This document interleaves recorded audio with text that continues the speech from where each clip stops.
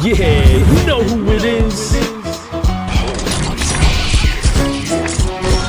If you don't, it's your boy Shake.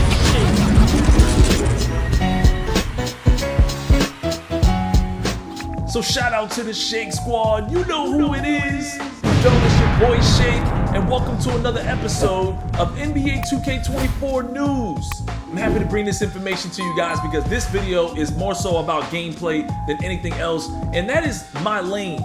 I host the top 10 plays of the week, so I peep thousands of gameplay clips all year long. I also put out gameplay tutorials for you guys.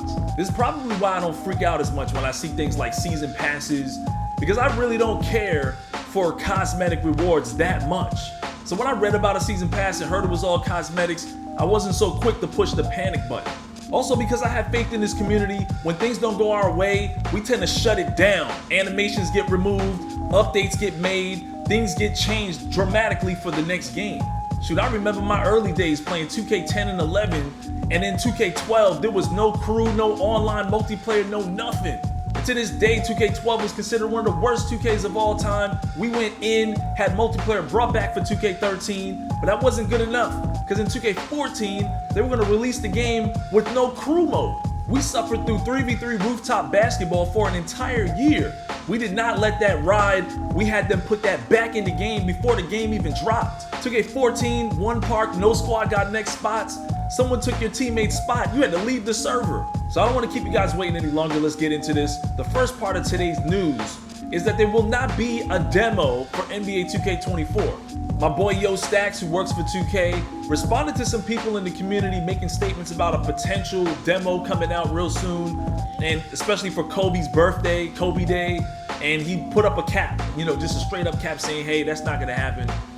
Let's move on. I have to say that I do miss the prelude. I remember a couple 2Ks back, they allowed us to make some builds as well, and it saved those builds for when the game comes out. In my personal opinion, I wouldn't mind if they did that again. Recently, Mike Wang had a developer interview where he let the cat out of the bag about badges. Started talking about badges when I didn't even know we was allowed to do that yet. But here's some of that information. Mike says the way you play on the court is gonna reflect how your badges get shaped and how your player looks at the end of the day. So when you do something over and over again, let's say you like to do spin jumpers, you're gonna see your abilities as a spin jumper player improve steadily over time. Now this is really interesting. I actually heard about this about a week before this information came out, didn't know how I would even discuss it without experiencing it for myself.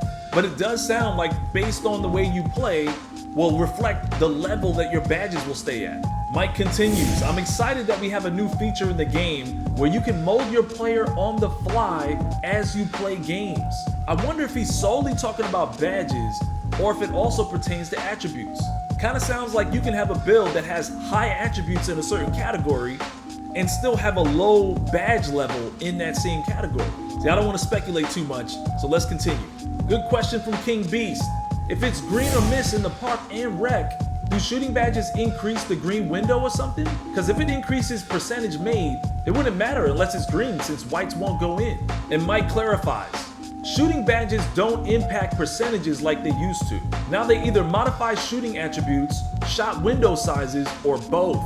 I really can't wait for the information on badges to come out, because this is the kind of stuff that keeps me up at night. We won't really know for sure until we actually get our hands on it. One of the biggest statements Mike made in that developer interview was about accessibility. He said they put a big focus on making 2K more accessible to all players this year. That was something we heard loud and clear from our community. That's where a lot of our design changes come from, directly from the community. They loved shooting last year, especially the more advanced and hardcore players really loved how it was more skill-based and really let the best players rise to the top. At the same time, we felt that we could have made it a little more accessible for newer players and for the players who are young kids and people who are new to 2K. That word accessible sounds a lot like the word easy.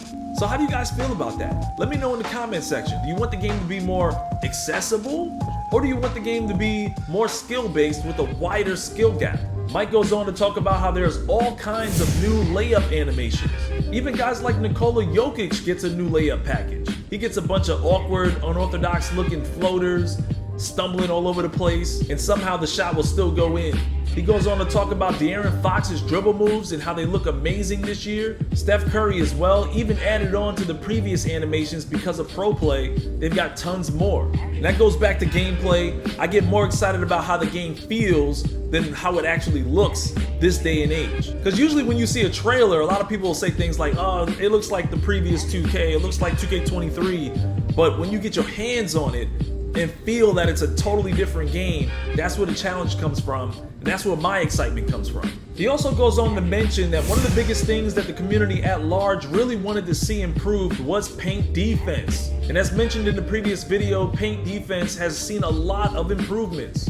All new body ups or defensive collisions on the perimeter as well as in the paint. One of the things I loved about Kobe Bryant was that not only was he a marksman on offense, but he also loved taking on the challenge of guarding the best player on defense as well. And if you guys noticed in 2K23, every build I made was a two-way with the capability of going crazy on offense and still locking you up on defense too.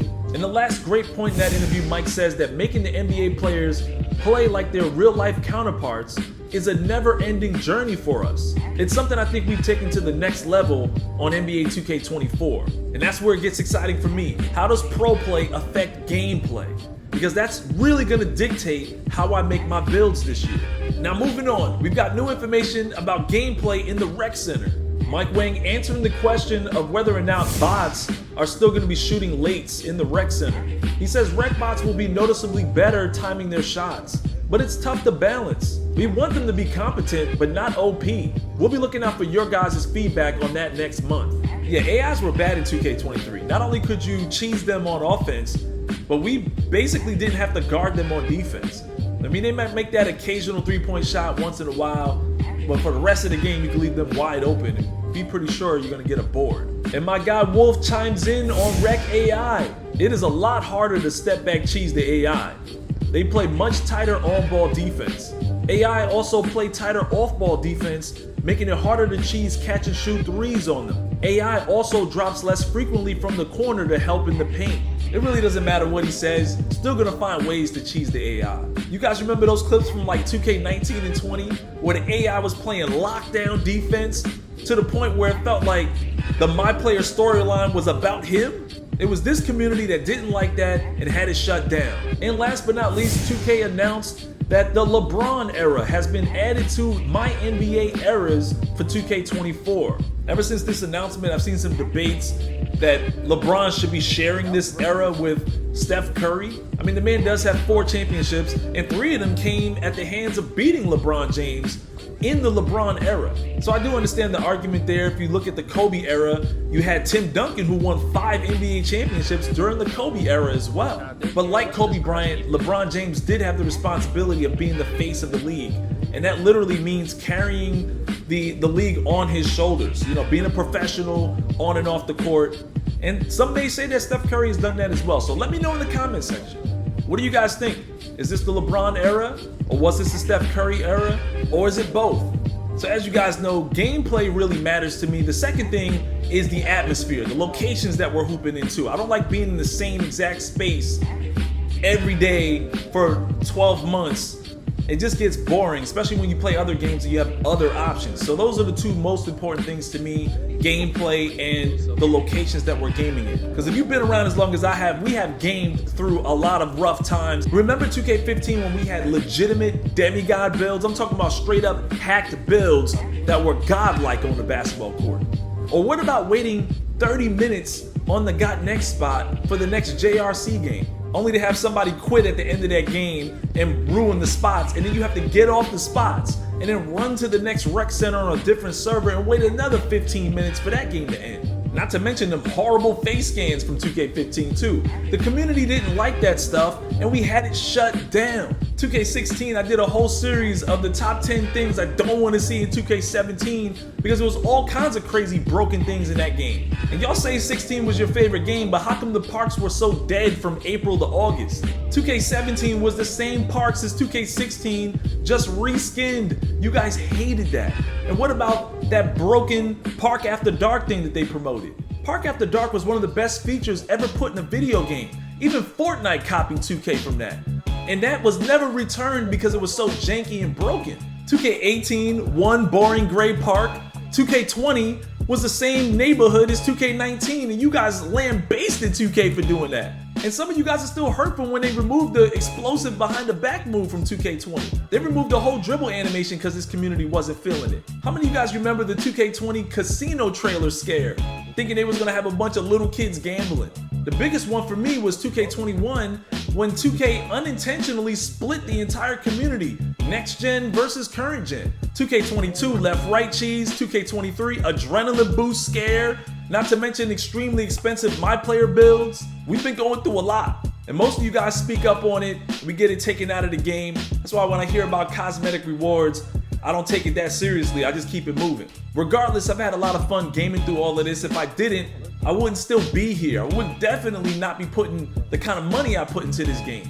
I always tell 2K to put the community first, have a community first approach about everything that they do. They definitely do listen to the community, but if there's something you don't like in the game, always speak up on it. Definitely go after what it is you want to see in your game, and hopefully those changes take place sooner rather than later. If you're passionate about it, keep fighting for it. Because trust me, I've seen a lot of things come and go with this game due to this community, and it's primarily the reason why it's a little harder for me to push the panic button sometimes. So let me know what you guys think in the comment section below. We've been having some really good conversations in there as of lately. As always, smack that like and subscribe. Stay tuned for more news, and I'll see you guys in the next one.